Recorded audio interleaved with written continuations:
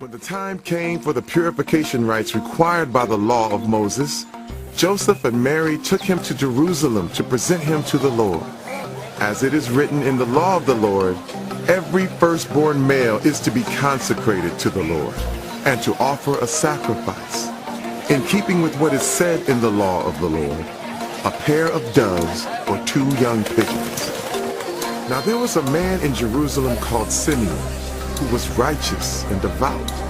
He was waiting for the consolation of Israel, and the Holy Spirit was on him.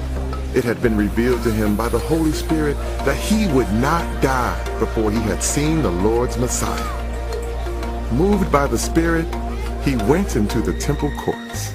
When the parents brought in the child Jesus to do for him what the custom of the law required, Simeon took him in his arms and praised God, saying, Sovereign Lord, as you have promised, you may now dismiss your servant in peace.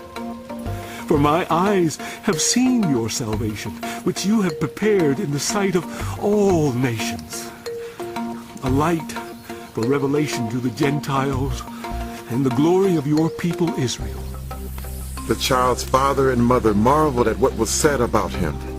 Then Simeon blessed them and said to Mary, his mother, This child is destined to cause the falling and rising of many in Israel, and to be a sign that will be spoken against, so that the thoughts of many hearts will be revealed.